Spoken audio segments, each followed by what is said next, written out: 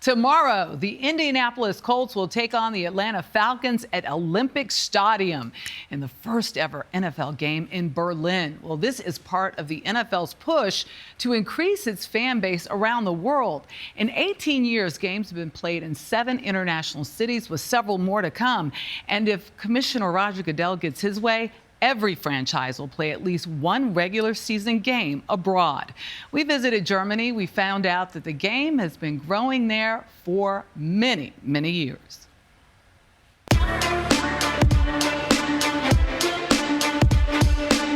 From Sao Paulo to London, Mexico City to Dublin. Now in the first play in Dublin, he's got himself an NFL sack. The National Football League is showing up on the international stage. To the ground here, Gainwell is in for the Pittsburgh touchdown. Next up on the NFL's World Tour, Berlin, with a fan base that's been building for decades. Like 10 years ago, 15 years ago, if you would have asked me, can the NFL be this big in this country, I would have said no. Part of that growth thanks to former NFL player Bjorn Werner. I was always a big kid. So I was the fastest, I was the strongest, I was the tallest. And I was gifted by my parents, I guess. I was able to catch the ball, run with it, throw it somehow. He grew into the sport by age 12, from flag to tackle, eventually earning a scholarship to Florida State. Wrapped up, Werner, the Germinator. The Indianapolis Colts select Bjorn Werner. A first-round pick in 2013, a knee injury limited Werner to just 3 years in the league before retiring. My career in the NFL wasn't the career I was hoping for. The body was breaking down, the pressure got to me, you know what I'm saying, because I couldn't be the player anymore I was used to be with. I lost a step. Werner returned to Germany, realizing he had a second career tailor-made. Patrick, nicht nur das, aber auch diese ganzen Catches auch so. And the podcast Football Bromance was born. Die Carolina Panthers gewinnen. Oh, der erste Kommentar. Me as a German guy, I live the American dream.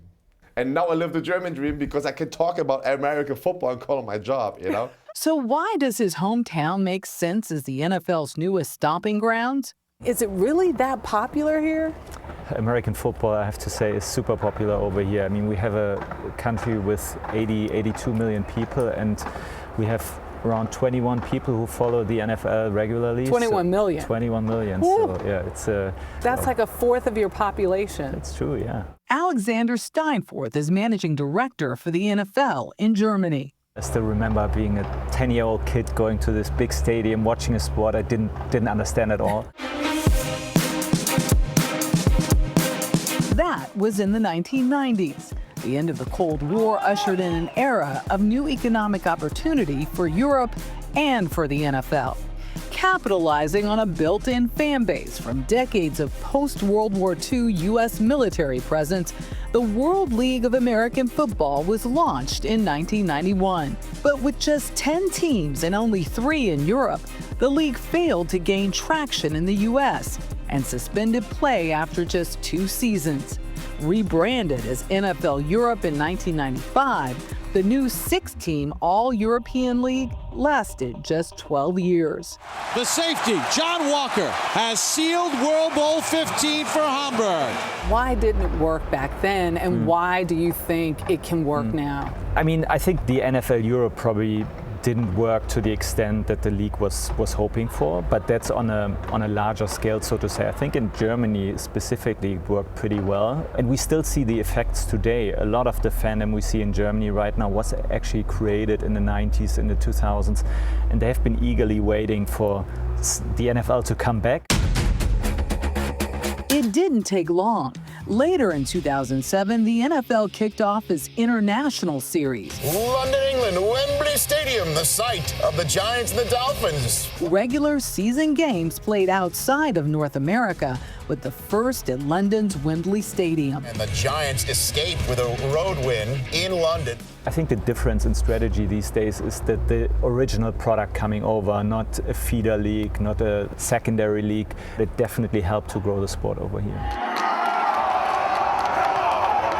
In 2019, the league began sponsoring a recruitment mechanism, the NFL Academy, a training program for international high school students.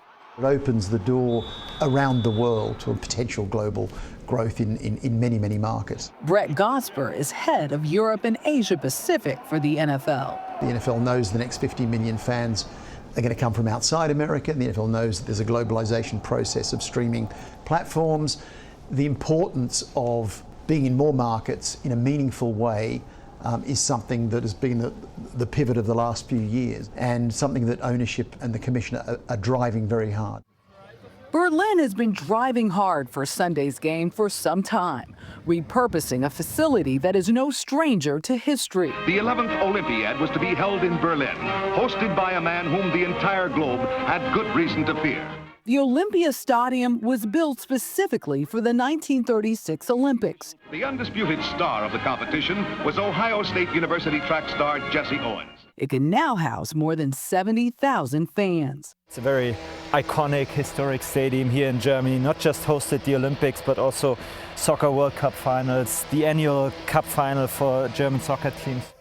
Along with games in Munich and Frankfurt, Steinforth says Berlin's entry into the NFL season may be just what's needed to give Germany the upper hand when the Olympic Committee votes on who hosts the 2036 games in the next 2 years. Could this be kind of like a game changer for eyeballs who are considering where the next Olympics will be? I mean, I think hosting NFL games is amongst the most complex sporting events you can have in a non-core NFL market. So it's definitely a pro to be able to show to the world, yes, we're able to host it, and that will definitely be a showcase for them.